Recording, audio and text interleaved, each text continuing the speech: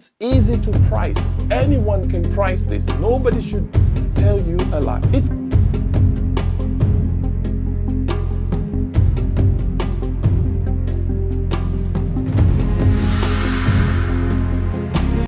Good morning, good afternoon, wherever you are watching me from.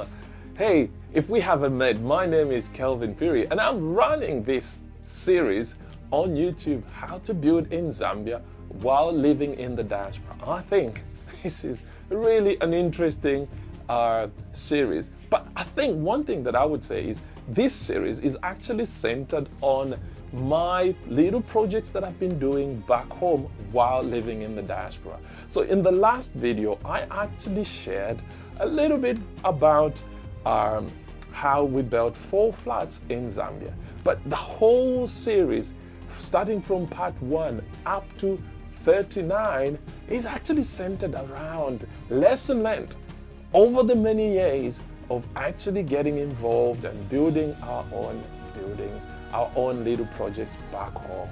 You know, the challenges, the good stuff that we have learned. Anyway, before I crack on, please remember to hit that like button, subscribe, and smack that bell so that every time I share content such as this, you will be the first ones to be notified.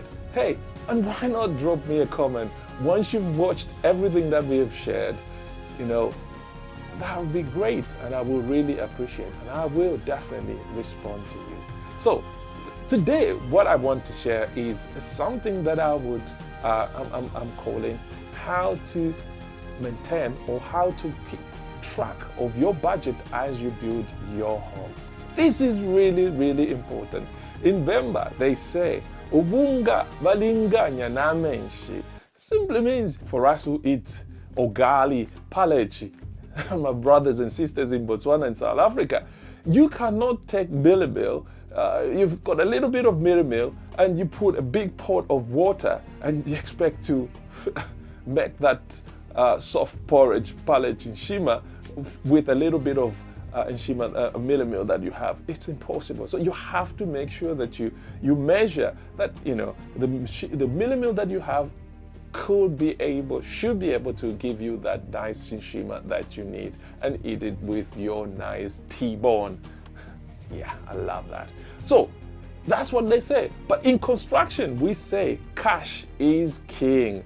Because you can't do anything without cash. You need to be able to keep track of what you are spending. Keep track so that whatever money you put in is going to the right the right place or right materials, so that you can be able to build and finish that project. Without putting in controls in maintaining these budgets, you'll be able to certainly fail. Yeah, we might have looked at so many things, we might have done this, we might have done that, but if you cannot put in those controls, you will fail. So you ask me, how do I do that? How do I put in controls when I am in the United States, when I am in the UK and I'm building back home? How do I do that? It all starts when you are designing your project. Hey, it's not, you know, you see a big mansion in the States or in the UK, and you think, oh, I have to put that. Hey, do you really have enough money? Can you raise money to build that? So when you sit down with your designers, you start talking and looking at the cost to say, you know what, I've got a budget. You have to be honest. I keep on talking about being honest. Every time you're constructing a building, you have to be honest. So you tell your designer and say, you know what, I need a 3-bedroom flat apartment, or I need a 4-bedroom house. This is the budget that I have. I'm sure the consultant will be able to make sure that they come up with a design that fits your budget. Everything is possible in construction. Don't just look at the bill and think, oh yeah, you know, it can't be done. It can be done.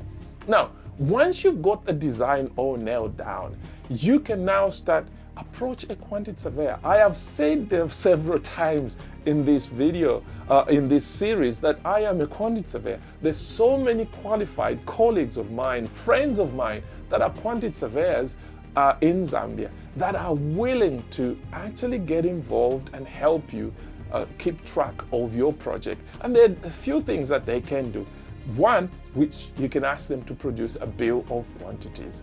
Now, produce a bill of quantities and a schedule of materials. Remember to ask for a schedule of materials. Now, the reason why I'm talking about the schedule of materials, because it's easy to price. Anyone can price this. Nobody should tell you a lie. It's a schedule of materials. They will say you need 100 pockets of cement to build your house. You need 60 tons of sand. You need 5 tons of stored. You need gravel. You need blocks. You need 12,000 blocks, 4-inch, 6-inch. That's what the schedule is. And you can take that schedule and go to anyone. And what you do is, once you've got that schedule, I would advise you to say, you know what, put 2-3 columns. Put 3 columns. And those columns, if you are in Kitwe, you will say the first column is Mikma, the second one is Rikes, the second one is Kitwe Hardware. And then send somebody to go and get prices for those materials. Now, once you've got that, it will give you an idea of how much materials you will need in order to finish your project. You know what? It will give you an idea. So you can now, once you've got a bottom line figure, that schedule will be able to help you understand how much materials you will need. The second thing is you'll be able to compare which shop, which hardware shop you can go and buy these materials from. And now, once you've got that, you'll be able to put in transportation, because that is a huge cost. You can allow, say, for 20,000 for transportation. Allow a little bit of labor for handling of those materials, and then you will come up with a bottom line figure. That will be your cost for your materials. Now, the second thing that you can do is get that bills of quantities from a qualified quantity surveyor, somebody that is able to do a takeoff. Just because, again, with the bills of quantities, it's a little bit tricky to price it if you cannot interpret what it's saying. Now, the bills of quantities will basically start with the groundwork, groundworks, substructure, roofing, and all that. And everything that is measured there is measured by the units, the standard method of measurement units, square meters, linear meters, and all that. And it takes somebody to understand that, to price it properly. And you can send that bills of quantities to a subcontractor or to a contractor to price it.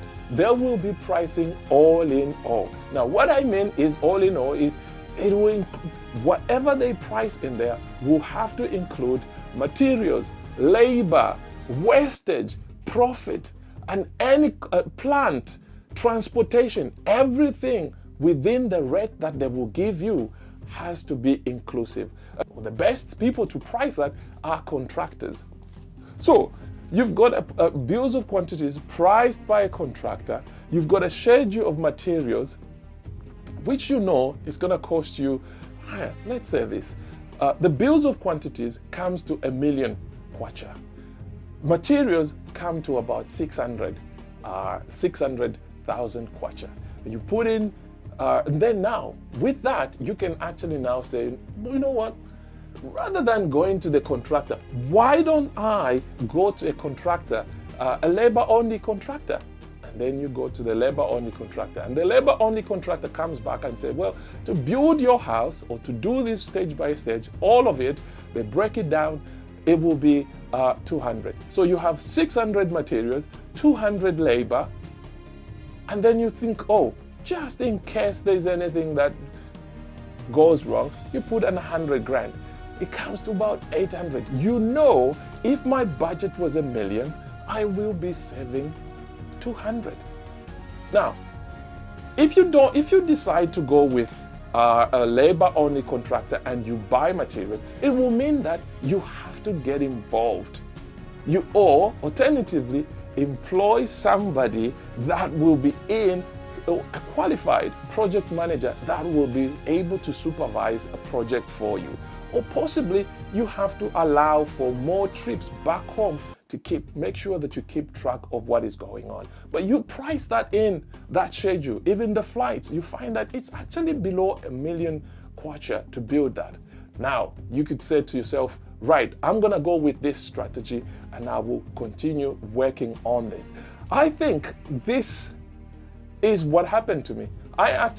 The strategy that I actually used, we used when we were building the flats, was labor only. And I was so blessed, and I've said this, I had someone on the ground sending me videos every day, and I was involved in what was going on the ground. And that's how we were able to build our flats. I think I will continue talking about the costing and how we did things. And I think if you for next week, I will be sharing some of the things that we did. One thing that you need to be aware of when you're trying to keep track of your cost is you have to be flexible enough, quick enough to act and change things in order to make sure that you get those savings. And I will share some of the things that I did and how much we saved. The idea is in the next few series, we'll get to how much did it cost us to build those flats. So next week, we'll be looking at what did we do in order to save some money. How did we respond? How did we react? There were issues. How did we do it? So I'll see you in the next video, and I hope you keep watching and supporting us. For those who have just come, please, I have said this, subscribe to this channel, support us, and hey, why not watch everything that we are sharing on this channel? And I would love to hear from what you say, what you have to say about what we are doing here. And if you have any suggestions, any ideas, any topics, anything that you want me to talk about, please get in touch. So I'll see you in the next video. Remember to subscribe, give us that thumbs up, and yeah, I'll see you in the next video. God bless you.